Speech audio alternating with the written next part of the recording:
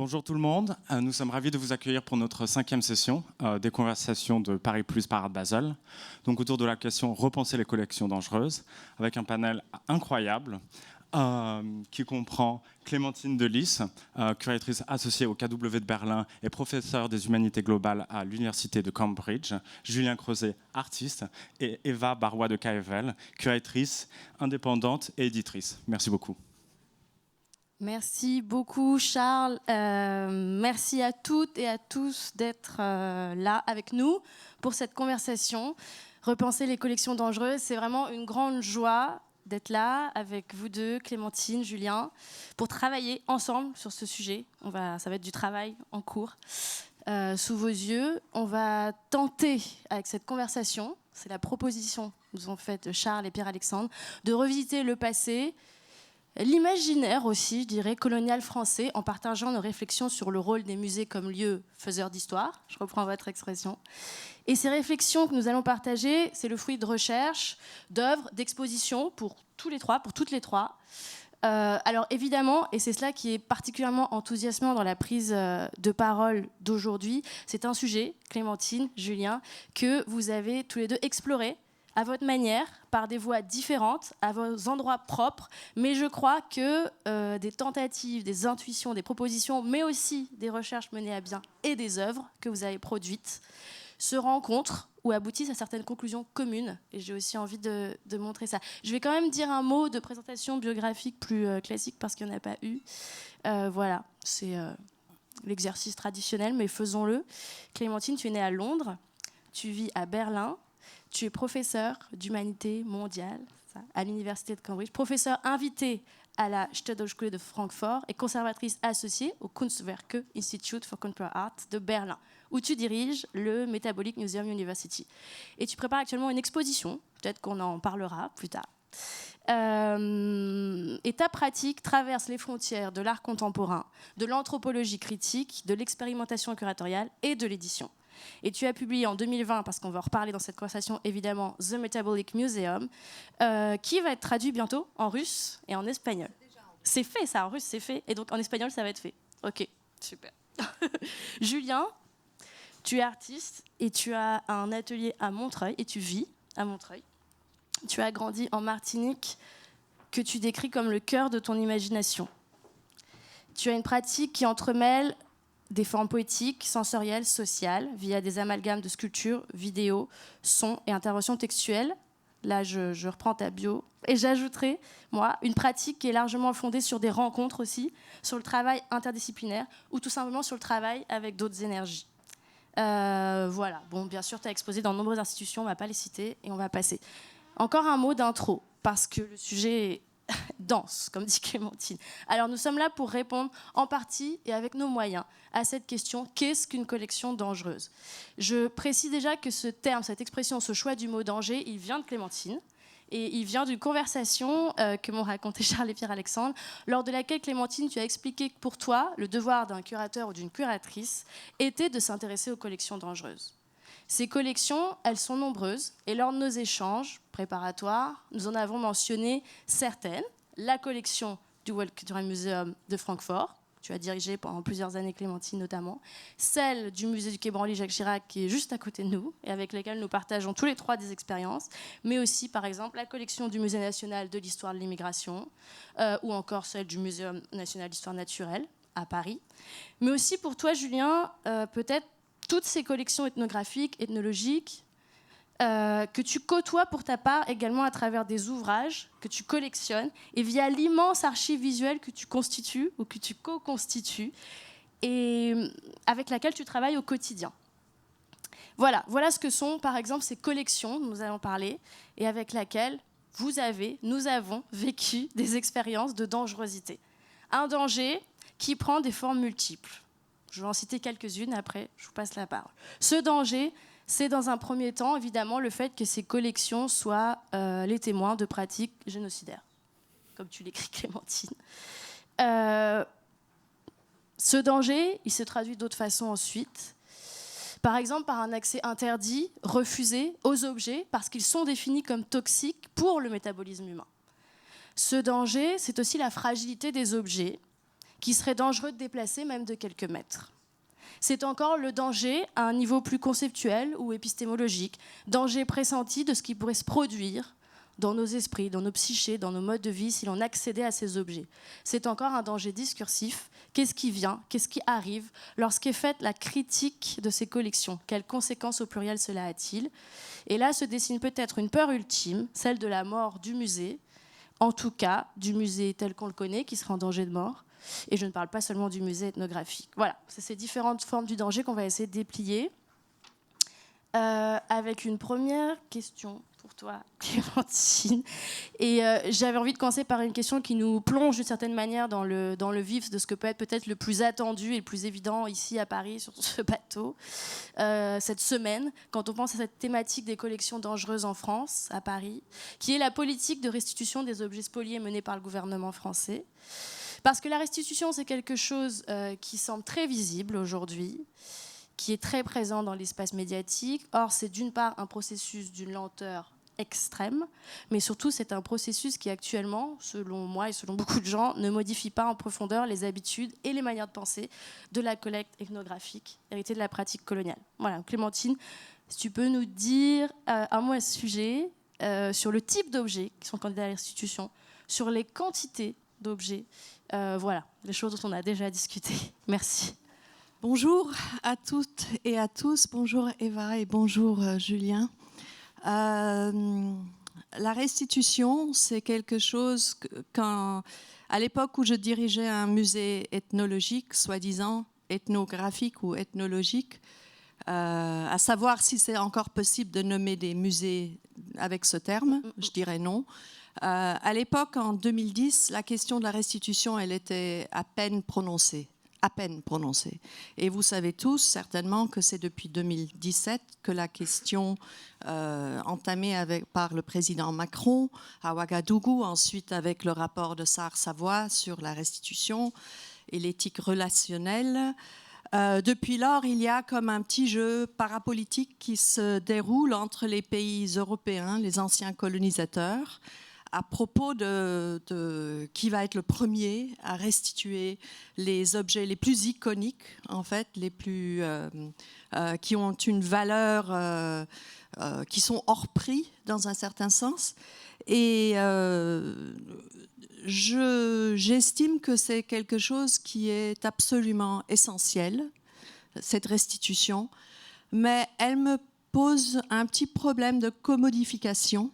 C'est-à-dire que quand on pense aux millions d'objets qui sont, si vous voulez, enterrés dans les caves, dans les dépôts, dans les réserves de tous ces musées en Europe, il y en a énormément encore, énormément d'artefacts, énormément de savoir, que la restitution fait un focus sur les objets les plus iconiques, les plus mystérieux souvent, et en même temps il n'y a pas beaucoup d'urgence ni d'intérêt du grand public et des étudiants, je dirais, ou des artistes par rapport à tout ce qui est, si vous voulez, pas highlighted, qui n'est pas dans cette perspective de restitution, mais qui pourrait, pour des raisons différentes, être vraiment essentiel à des modes de survie et de vie et d'écologie pour nos futurs dans nos mondes. Et ça, c'est quelque chose qui me préoccupe depuis très longtemps, c'est-à-dire que j'estime qu'il y a une nécessité de créer un accès à ces collections pour les générations diasporiques, pour les générations qui s'intéressent justement à une histoire de l'art décolonial, une histoire du design décolonial, une histoire de l'architecture, une histoire du engineering, une histoire des religions. Tous ces éléments-là sont enterrés ou noyés, si vous voulez, carrément sous la Seine, dans le cas du musée du Quai Branly. Et j'arrive pas trop à comprendre comment on peut parler d'une histoire de l'art décolonial sans avoir accès à ces artefacts, à ces objets, à ces témoins, à ces fils conducteurs. Et ça me préoccupe. Je me demande pourquoi. Est-ce que c'est un problème architectonique qu'on se dit, oui, voilà, les réserves, on ne peut pas travailler dans les réserves, dites-moi ce que vous voulez étudier, je vais le sortir pour vous, vous venez d'un pays quelconque, vous voulez voir justement les œuvres de votre pays, de votre ethnie. Ben non, c'est plus large que ça. Et c'est vraiment, si vous voulez, au cœur d'un iconoclasme académique qui serait capable de briser un petit peu quand même les divisions disciplinaires qu'on a héritées du colonialisme. Et voilà, donc si c'est un problème architectonique, pourquoi n'y a-t-il pas d'investissement dans des endroits publics d'études des collections, dans des conditions. Voilà, par exemple. Alors, cette réponse, Clémentine, je poursuis du coup sur l'un des aspects du danger qu'on a évoqué par rapport à ce que tu viens de dire. Lorsqu'on a préparé cette rencontre, à un moment, on s'est posé tous les trois cette question qui était « Mais que se passerait-il si ces conditions étaient là et si, en effet, juste un autre type d'objet que ceux comme ça les plus iconiques, comme tu dis, ceux qui suscitent étaient plus accessibles, se mettaient à circuler, à être visibles, à être étudiés, et dans d'autres proportions, dans des proportions beaucoup plus larges. Que se passerait-il ? Et là, vous avez tous les deux commencé à élaborer des réponses assez passionnantes. Je commence par toi, peut-être, Julien, je te passe la parole sur ça. Tu nous as dit deux choses, et j'aimerais bien que tu reviennes là-dessus. Si ce saut épistémologique avait lieu, si on pouvait rencontrer ces objets, tu as dit deux choses, tu as dit... ce serait la révélation d'autres rapports au monde. Et j'aimerais bien que tu reviennes là-dessus. Tu as parlé précisément de deux choses à ce sujet-là. Et tu as dit autre chose aussi, un danger peut-être qu'on n'avait pas listé au tout début dans les dangers, qui était est-ce que ça ne va pas être aussi la révélation d'un certain manque de créativité occidentale ? Tu vois ? Si tu peux revenir sur ces deux choses que tu as dit sur le sujet. Bonjour. Je crois qu'on peut dissocier deux types d'objets. Je pense qu'il y a des objets, pour les illustrer, si vous voyez ces bronzes qu'on appelle les bronzes de Ifé, qui sont souvent des visages avec un jeu de traits ou des stries, c'est souvent des grandes personnalités. C'est souvent des rois, des reines, des personnages notables. Ça, c'est un type d'objet. Et puis, il y a des objets... pour l'illustrer, je pourrais dire, si on voit une statuette en bois avec un sexe érigé, par exemple, ce serait la représentation de l'Egba dans les cultes vaudouisants, qu'on va retrouver à Haïti sous le nom de Papa Diable et qu'on va retrouver au Brésil sous le nom de Obaloyer. Et l'Egba, par contre, c'est une entité qui fait partie des cosmogonies du Dahomey. Et là, il se passe des choses. Ces objets ont une histoire, ont des cultes, ont des pratiques. Ces objets ont des nourritures précises, un calendrier avec des saisons, tout un tas de protocoles.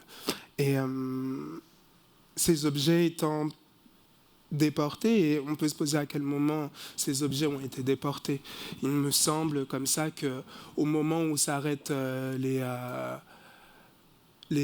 au moment où commencent les moments d'abolition, un peu partout, en tout cas dans les Amériques, commence aussi ce moment où les objets commencent à quitter le continent africain. Et je me dis que c'est pas anodin de penser ce moment où le continent africain est dépeuplé et le moment où s'arrête en tout cas cette inhumanité, où va arriver un peu un moment d'aliénation. C'est-à-dire on retire des savoirs, on retire des pratiques qui sont liées à une transmission de l'ordre du geste, de l'oralité, de la musique. Quand on rentre au Quai Branly, il y a cette grande tour qui collecte comme ça tout un tas d'instruments. Ça, c'est frappant. Ces instruments sont liés souvent à des musiques très précises, des paroles très précises, le son que peuvent produire les caisses de résonance activent des parties du cerveau et la manière dont on peut rythmer une journée lors d'une cérémonie active des moments qu'on peut nommer comme des moments d'incorporation. Ça, ce sont des savoirs qui disparaissent, qui se perdent, et puis d'autant plus qu'arrive une autre forme de colonisation qui va être une colonisation peut-être spirituelle et religieuse, et on peut voir la grande catastrophe avec l'évangélisation qu'on peut retrouver un peu partout. Il y a néanmoins une zone de résistance au-delà de la question des musées, c'est que ces pratiques continuent à exister dans différents pays du continent africain, continuent à exister dans la Caraïbe, parfois ouvertement, parfois secrètement. Parfois, ces pratiques sont liées directement à la politique. Et là, on peut penser à la révolution haïtienne. Et ces pratiques, parfois, se sont glissées comme ça dans un calendrier religieux et catholique. Et on peut penser à la fête de Bonne Morte à Salvador. Ok. Ta deuxième question. Ouais, la deuxième question. Oui, ça, c'était sur ces questions. Tu disais, tu nous arrives, tu te dis, mais bien sûr que ce serait un bouleversement, genre le bien et le mal, des choses immenses, très bouleversées. Et l'autre question, c'était sur la créativité occidentale. Mon Dieu. Qui a un petit peu peur. Tu disais qu'il y a peur. Tu nous as parlé de Giacometti, de l'Égypte. Tu disais peut-être que si ces objets sortent, si on a une vie avec eux, qu'est-ce qui se passe pour la créativité occidentale ? Ce qui est intéressant, tu cites Giacometti, si on repense à L'homme qui marche, par exemple, et qu'on voit certaines représentations dans la statuaire égyptienne, on comprend que Giacometti était un grand amoureux de la culture égyptienne qui n'avait pas encore cette aura et cette présence. Quand on associe les deux, on se demande est-ce que c'est une réappropriation, est-ce que c'est du vol, qu'est-ce que c'est ? Et évidemment, il était important de distinguer, de dissocier, voire de dissimuler les sources référentielles pour pouvoir faire apparaître l'aura de certains artistes. Ouais, intouché. Alors, je poursuis avec une image, et comme vous l'avez vu, pour l'instant, on n'a pas montré, et je ne vais pas en montrer beaucoup, parce qu'on a aussi beaucoup discuté de ça, et on s'est dit que les images étaient au cœur du sujet, parce qu'il est beaucoup aussi question de pulsion de voir, d'aller voir dans les objets, de voir les objets, tous les objets. Alors là, on va vous montrer ça. Voilà. Et alors ça, c'est pour toi, Clémentine. Tu nous as dit, et je poursuis vraiment sur ce qu'on vient de dire là, sur des... Voilà, on creuse comme ça des dangers, des imaginaires du danger à des niveaux différents. Toi, tu nous as dit aussi, voilà, si ce musée là se débloquait, tout ce dont on parle depuis le début, je dis débloquer, mais on pourrait dire ça voudrait dire bien sûr donc aller au-delà du musée tel qu'il existe aujourd'hui, tel qu'il a existé, et ça suscite une anxiété chez certains, chez certaines. Et là, tu nous as envoyé cette image que j'aimerais beaucoup t'entendre commenter, qui était vraiment autour de cette question de la peur de la mort du musée et de cette pulsion extrêmement forte qui est celle de garder le contrôle sur les objets et de les connaître d'une certaine manière.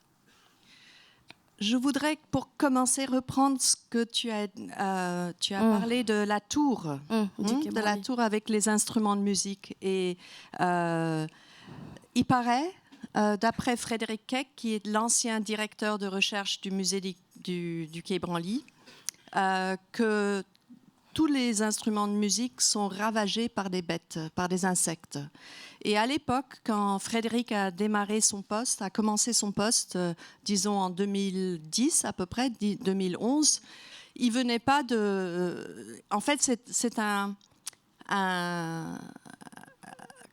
comment on dit ça ? Quelqu'un qui travaille sur les pandémies créées par un zoonose. C'était un zoonose. Okay ? Aujourd'hui, on sait ce que c'est à cause de Covid et de bird flu, mais à l'époque, c'était assez différent. Et c'est lui qui a commencé à se rendre compte que les objets, soi-disant ethnologiques, contenaient peut-être des traces de microbiome capables de déclencher des nouvelles pandémies qu'on n'a pas vues depuis très longtemps.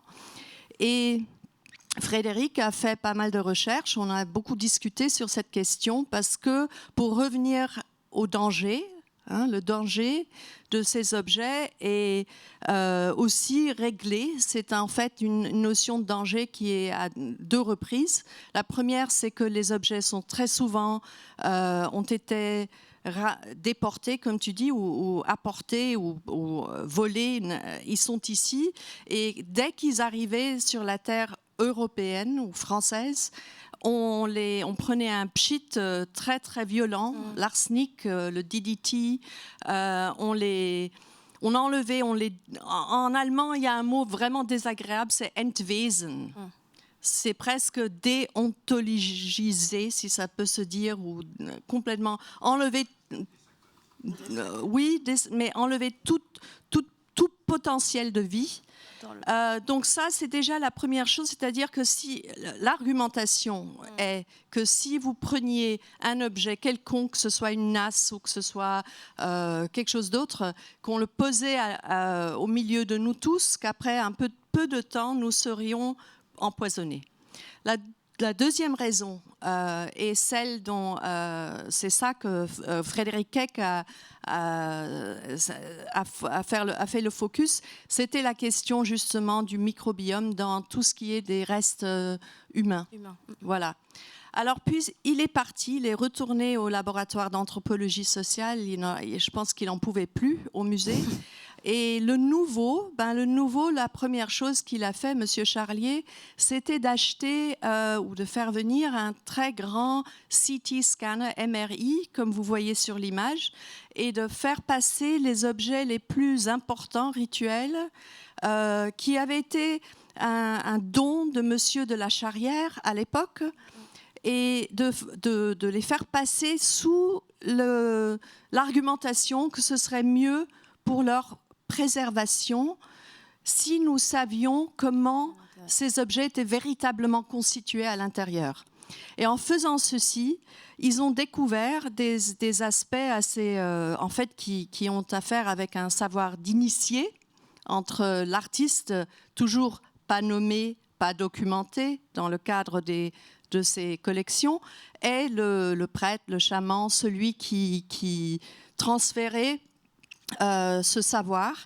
Et ils ont trouvé qu'il y avait des canaux, ducts, tracts, à l'intérieur de sculptures en un bloc de bois. Donc pas quelque chose d'extraordinaire et qui passait par la bouche, l'anus et le nombril. Et voilà, donc ça a commencé avec un objet songué d'1,50 m et tout le monde était ravi, très, très heureux d'avoir retrouvé quelque chose à l'intérieur. D'ailleurs, ça s'appelle un voyage à l'intérieur, donc c'est assez exoticiste. Mais ce que vous voyez là, ça me déplaît énormément pour 2 raisons. D'abord, je n'aime pas voir cette sculpture à clous, une kisi, gros, qui est mis comme un corps décédé, parce que quand on rentre dans ces machines MRI... IRM, ouais. Hein? IRM ici. IRM, on va toujours la tête en premier, on va jamais les pieds en premier. Et c'est vraiment ça, c'est le signe d'un mort. Même sur les trolleys, dans les hôpitaux, tu as toujours la tête de la personne vivante qui te regarde, pas inversement.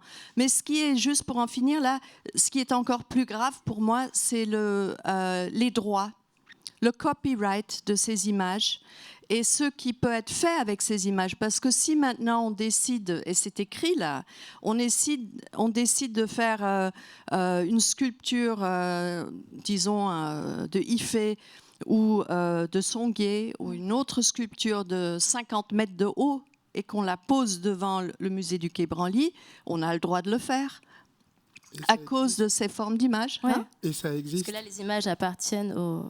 Non, ils n'ont pas encore commencé à les imprimer, soi-disant. Donc il y a un grand problème là de propriété, de propriété nouvelle, d'imagerie, qui soulève comme une renaissance ethnologique également par rapport à ces collections. Tu voulais dire quelque chose, Julien? Oui, je voulais rebondir. L'Enkisi que tu es en train de décrire est intéressant parce qu'il dispose de clous manufacturés européens qui attestent en tout cas un moment d'échange.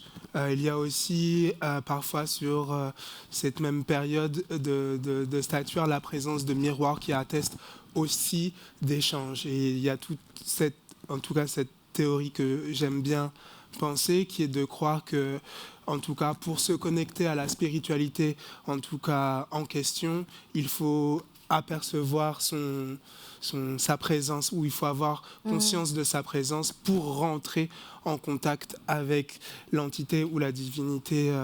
Mais ça pose aussi une autre question. Les premiers objets qui sont ramenés sont d'abord nettoyés. Oui.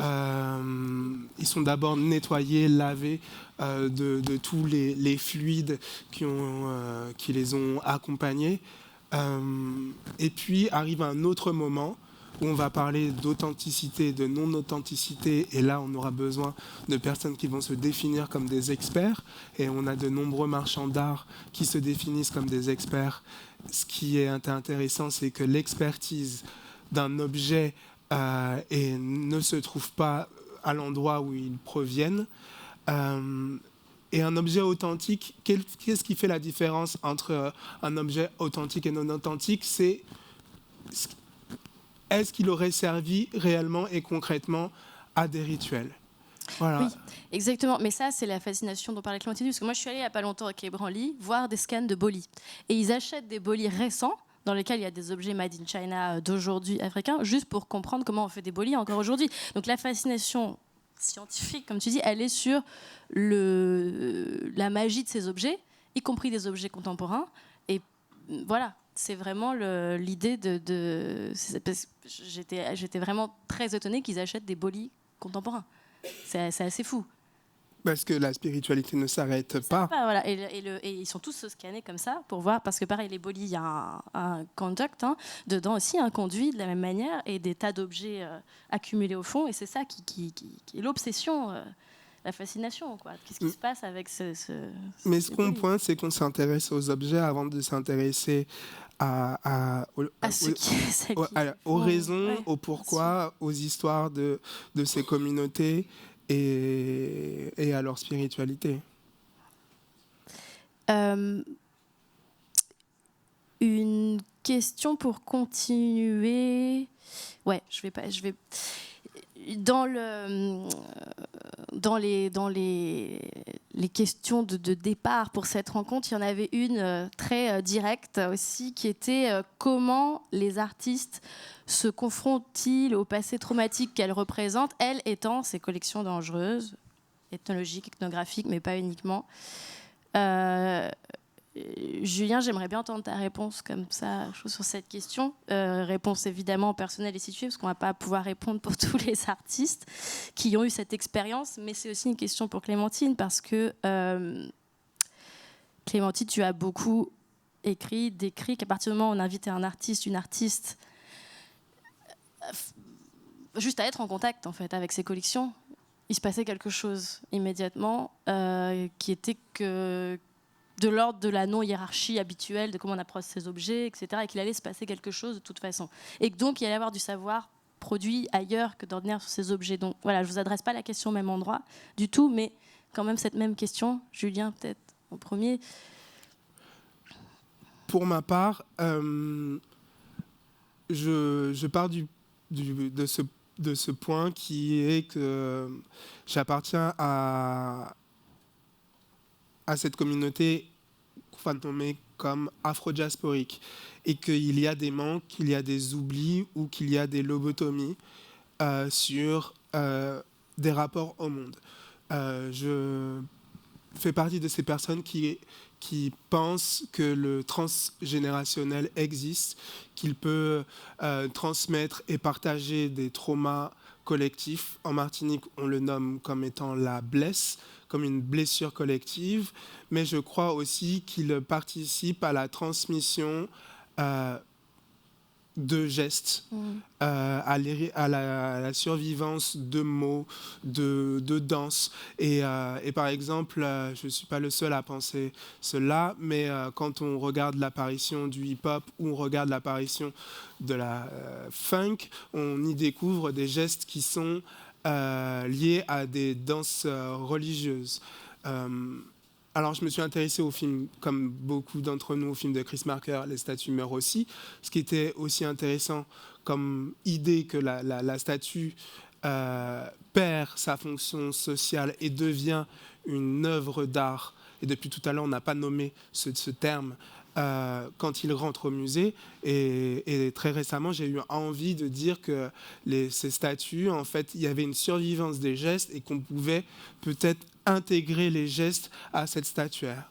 Donc, je me suis mis à reproduire à l'aide de la nouvelle technologie et de la 3D ces statues dans lesquelles j'ai intégré en tout cas des mouvements de danse de résistance donnés par 2 chorégraphes, Anna Pi et Bad Galkassi, qui ont partagé leurs mouvements en tout cas à ces statues qui avaient perdu leur fonction sociale. Alors ça, il faut imaginer ce que je vous montre, c'est en mouvement, normalement. On n'a pas pu montrer la vidéo ici, parce qu'on dit qu'on ne le verrait pas bien, mais les statues, elles dansent. Et vraiment, oui, voilà. Moi, quand je pense à ton travail, il y a beaucoup de choses, pas seulement ces pièces récentes, mais j'ai l'impression que cette situation d'être avec des collections dites dangereuses, et on reviendra sur ce que tu dis sur objets, quand est-ce que ça devient une œuvre, est-ce que c'est pas juste des formes, est-ce que c'est des objets, etc. Mais tu as impliqué ton corps en relation aux artefacts, tu t'es approprié ces objets, tu les as rencontrés en les faisant se mouvoir, mais aussi en chantant pour eux, en dansant avec eux. Moi, je pense à beaucoup de pièces où voilà, où tu es entré en relation comme ça de manière plastique avec les objets. Mais peut-être, Clémentine, toi, dans tes invitations aux artistes, tu peux nous en dire un mot, parce que là, il s'est passé beaucoup de choses aussi comme ça. Oui, en fait, j'ai dédié un tiers, ou 50% du musée, à une activité qui se ferait à huis clos, qui serait un laboratoire, on pourrait appeler ça un atelier.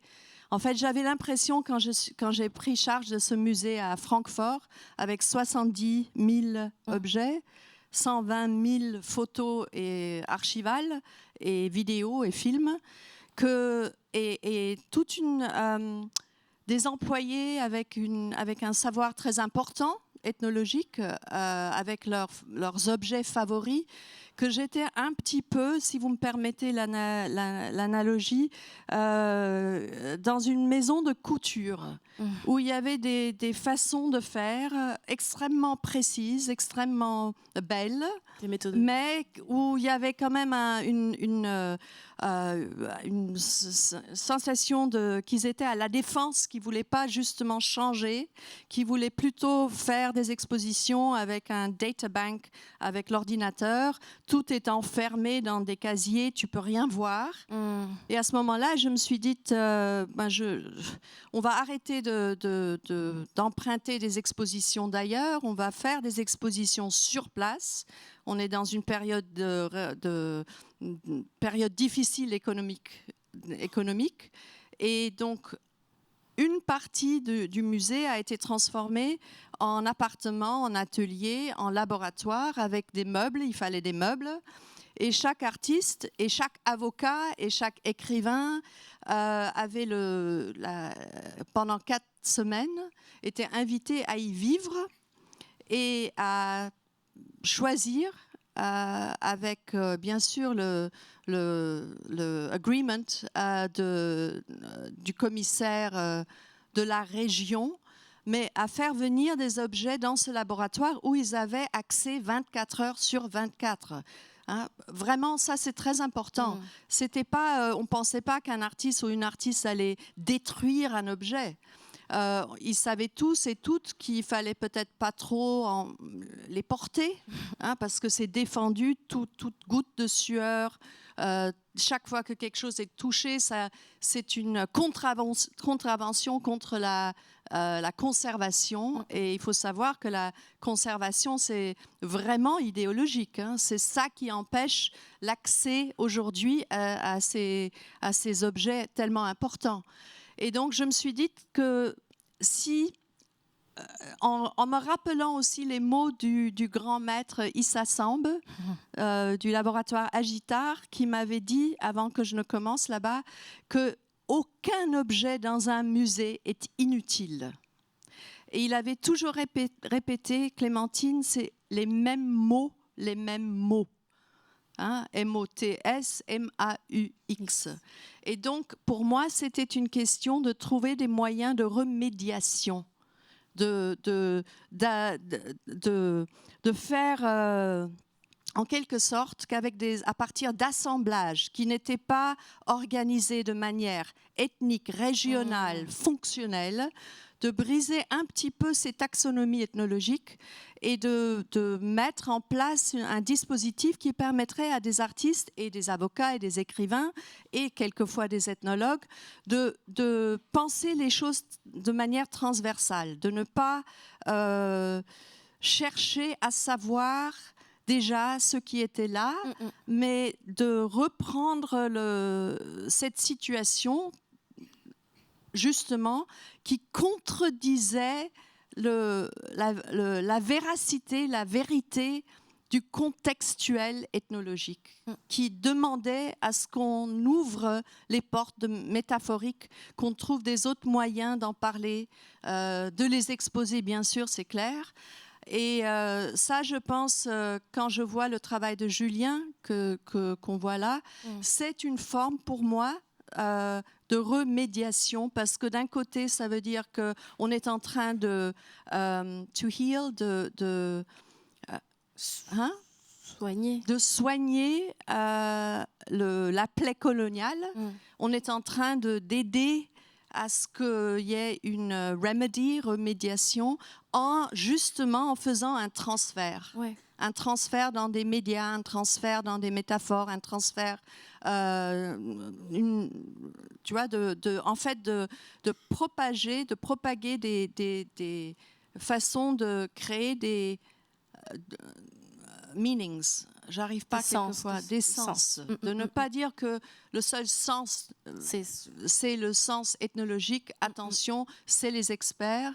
Mais de faire ça à partir d'assemblages. Ouais. Donc de casser un petit peu les divisions que nous connaissons tellement bien et qui sont absolument pas diasporiques. Non. Oui, du coup, tu as répondu, mais parce que je n'ai pas détaillé, parce qu'on n'a pas le temps aujourd'hui, mais dans The Metabolic Museum, Clémentine décrit le travail qu'elle a mené au musée et deux espaces, on va dire, autres lieux où tu es allé chercher de quoi régénérer le musée, qui sont, on va dire, le champ universitaire, dans toute aussi son interdisciplinarité, et le champ domestique. Et voilà, et comment... et donc c'est pour ça, là j'ai posé la question orientée vis-à-vis des artistes, une question pour vous deux, mais ce n'est pas que les artistes que tu as fait rentrer dans le musée, c'est énormément d'autres pratiques pour comme ça qu'il se passe ces chemins différents vers les objets que tu viens de décrire. En fait, parce que tous les deux là vous en avez parlé, j'ai envie qu'on parle un petit peu peut-être du corps, en fait, de la question du corps, parce que quand on parle du danger, Clémentine, tu es très attentive à ça dans ton travail. Ton ouvrage, c'est aussi une histoire corporelle du musée. Hein. Tu racontes d'où nous vient les façons qu'on a de regarder, enfin, comment le corps est dans le musée, d'où ça vient. Ça, c'est passionnant. Et tu cites Preciado à ce sujet. Enfin, voilà, c'est très...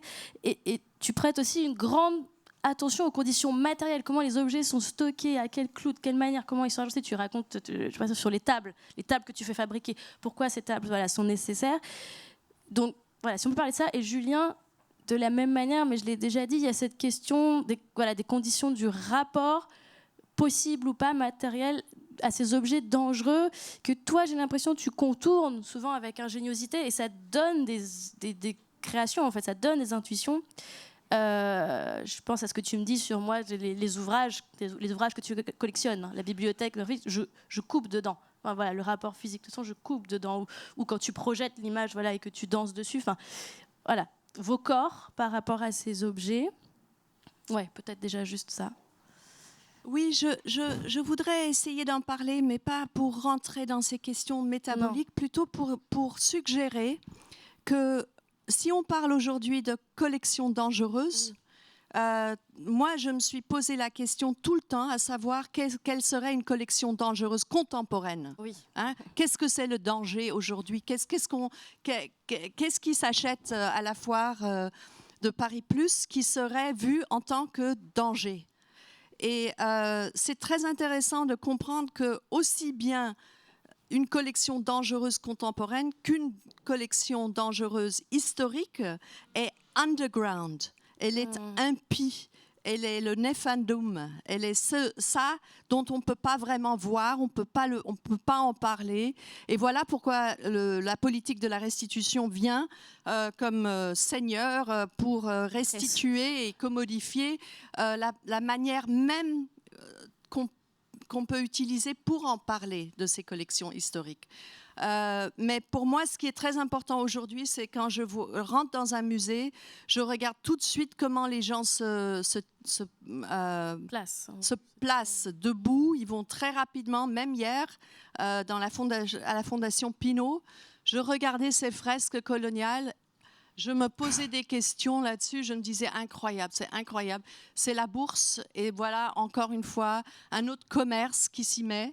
Et je passais dans les salles pour voir les œuvres, je voyais qu'il y avait chez Rudolf Stingel absolument pas moyen de s'asseoir, que si on s'assied aujourd'hui dans un musée, qu'on sort son ordinateur pour des raisons très valables d'usurpation de l'électricité, de l'énergie, de la chaleur, qu'à ce moment-là, tout de suite, tu vas être mis dehors.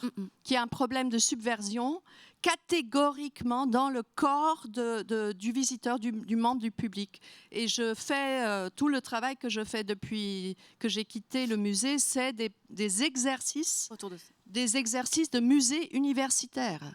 Où on sortirait justement toutes ces collections de catégorie B, C, qui ne sont pas des chefs-d'œuvre, des masterpieces avec des master narratives. On en a assez.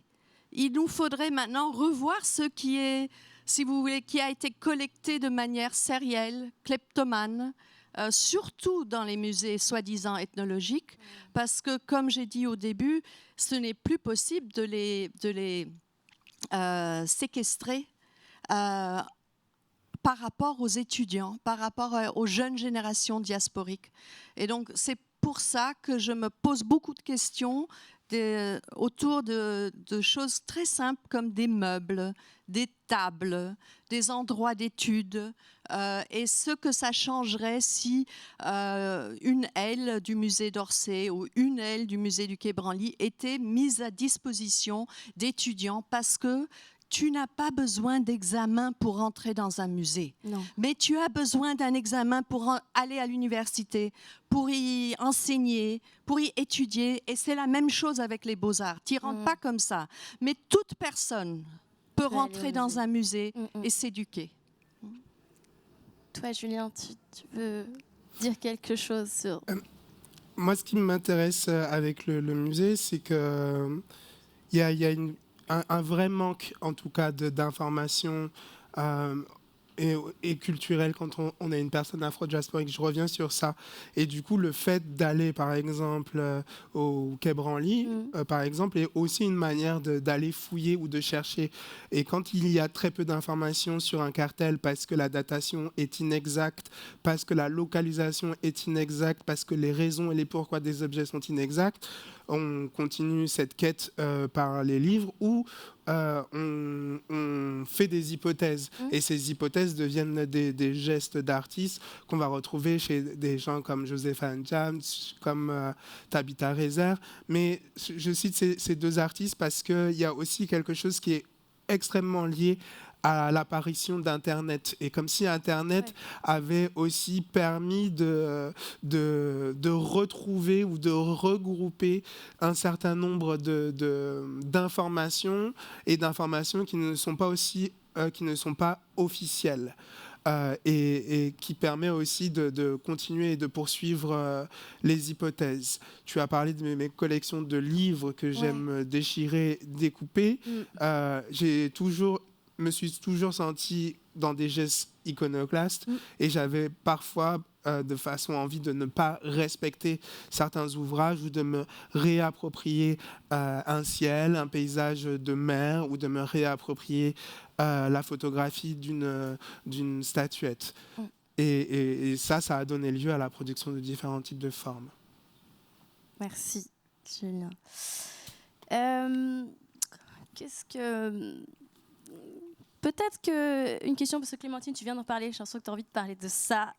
Tu nous as suggéré, quand on a préparé cette rencontre, qu'on ait un moment peut-être un peu plus personnel pour dire ce qu'était ce danger, précisément pour chacun d'entre nous. Et c'est aussi à ce moment-là que tu as parlé de ce Nefandum. Hein. Tu as cité le mot tout à l'heure, mais je le répète peut-être parce que c'est peut-être passé comme ça. Nefandum, je ne sais pas, qu'on peut traduire par le tabou, hein, l'impie. Et toi, tu disais que tu avais vraiment un intérêt plus en général, voilà, pour cette question du danger qui excède tous les dangers, les types de dangers qu'on a pu évoquer pour ces collections ethnographiques, ethnologiques. On a discuté de ce qui s'était passé à la Documenta. Voilà, c'est quoi les collections dangereuses aujourd'hui, voilà. On s'est envoyé des images à ce sujet, on ne les a pas forcément parlé. Julien, je montrerai après ce que tu nous as envoyé, on verra si tu as envie d'en parler. Moi aussi, j'ai quelques images. Donc, Clémentine, c'est toi qui nous a amené ce Nefandum. Qu'est-ce que tu as envie d'en dire? Ça m'a toujours intéressé, cette question de Nefandum, Nefaré, Nefandum, parce que quand j'étais à Paris en 2005 et que je préparais une édition de Métronome autour de Girodias, Maurice Girodias, je passais chez les libraires et je leur demandais des questions, je posais des questions comme quels sont les livres aujourd'hui où vous avez un petit peu peur, où il y a un problème de censure, où ça marche pas trop bien, donc il y avait toujours la question de Bernard Noël. Et également, il y avait, en fait, ceux qui me répondaient, la plupart des libraires, c'était que là où c'était compliqué, c'était autour de la pédophilie. Donc ça, il y a 17 ans. Je ne sais pas si ce serait la même chose aujourd'hui. Mais à cette époque-là, je travaillais justement sur la question qui serait posée à un artiste, qu'est-ce qui te mènerait à ne pas nommer ton nom, à changer ton nom, pas signer ta pièce, à ne pas, si tu veux prononcer ton identité. Quelle est la chose justement qui ne peut pas être prononcée et voilà. Et depuis lors, je recommence à travailler là-dessus depuis 3 ans maintenant avec des questions aussi de transgression disciplinaire. Comment aussi dans KV créer des situations qui permettent aux artistes de se parler, qui sont à huis clos, qui ne sont pas public facing à chaque fois. Ça veut dire que c'est suicidaire par rapport au fond. Tu n'as personne qui te donne des fonds pour des projets qu'on ne voit pas, où les gens ne viennent pas. Donc, dans un sens, avec les musées, je trouve qu'on est retourné à 1840. On est dans des overlaps entre grands magasins et musées, et le visiteur devient un consommateur en premier lieu, pas un étudiant, pas quelqu'un avec un savoir particulier qui serait dérivé justement du musée. Et nous avons vu avec Documenta que le Nefandum est bien là, de plus en plus, et qu'il y a des choses qu'on ne peut pas montrer, des choses qu'on ne peut pas dire. Et c'est là où la question de la collection dangereuse devient intéressante. Et je ne sais pas, je ne comprends pas, à vrai dire, pourquoi l'énormité de ces collections historiques, soi-disant ethnologiques, ne sont pas revues de manière beaucoup plus démocratique, par rapport aux études, par rapport à un surplus de sens, presque... oui, voilà. Et en Allemagne, ils ont tout foiré avec le Humboldt Forum. Mais en principe, c'est les 2 choses qui m'intéressent par rapport au musée, ou les 3, c'est le corps de la personne qui passe du temps à l'intérieur de ce lieu civique. Deuxièmement, comment et pourquoi ou disons pourquoi est-ce que les directeurs de musées, pourquoi sont-ils ou sont-elles tellement peureux et peureuses par rapport à une reprioritization. Dire, OK, oui, il faut un magasin, il faut un café, il nous faut des expos avec des salles qui s'enchaînent. Tout ça, pourquoi ? Qui a dit ça ? C'est une matrice coloniale qu'on voit partout. On voit partout dans le monde aujourd'hui. Donc même un nouveau dispositif à l'intérieur du musée serait intéressant. Et la troisième chose, c'est bien sûr travailler avec les collections. Julien, tu veux qu'on monte ? Ouais, peut-être, ça peut être intéressant. C'est ça, hein. Ouais. Voilà. Il y a 3 images, et après on va devoir conclure et vous passer la parole, mais il y a ces 3 images. Ouais. On peut aller sur la deuxième, s'il te plaît, Eva. Ouais. Alors celle-ci, c'est la statue de Joséphine de Beauharnais qui se trouvait sur la place de la Savane. Et si tu nous montres la deuxième, c'est la troisième. C'est ça que tu veux ? L'autre. Non, l'autre. Et celle-ci, c'est la même, le double de la statue qui se trouve à Reuil-de-Malmaison. C'est peut-être intéressant de quitter l'intérieur et le musée pour reparler aussi de ce moment qu'on a un peu vécu ensemble et de façon mondiale, qui était un peu le moment de déboulonnement des statues juste après l'assassinat de George Floyd. Et donc, il y a cette statue qui se trouvait en Martinique et qui a été, à sa façon, déboulonnée. Ce qui est intéressant, c'est que cette statue elle a été offerte à un gouverneur de la Martinique il y a très longtemps, qu'elle avait d'abord un corps de garde, ce qui est un élément intéressant. Et à l'arrivée, en tout cas d'Aimé Césaire à la mairie de Fort-de-France, le corps de garde est gentiment retiré de façon à retirer l'autorité à la statue et pouvoir se rapprocher de la statue. Et puis il y a des modifications, une réorganisation de la place de la Savane.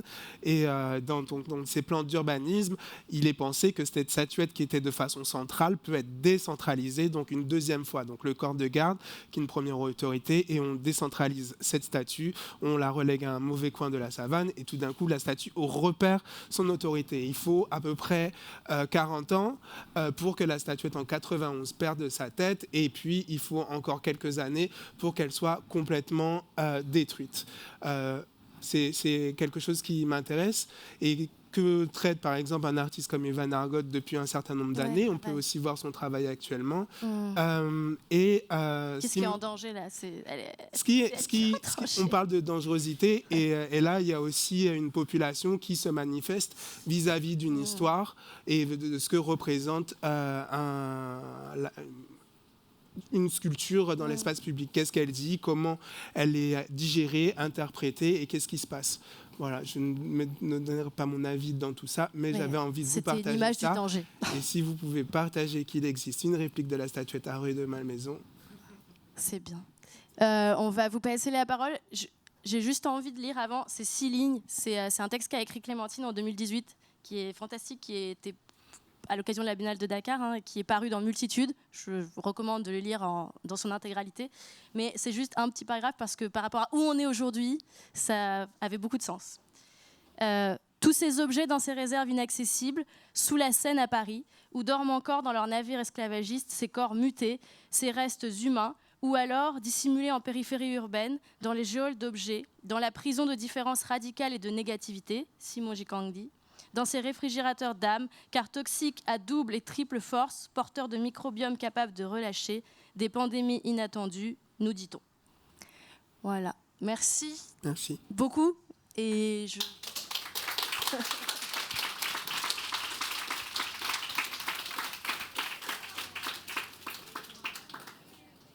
Une question ?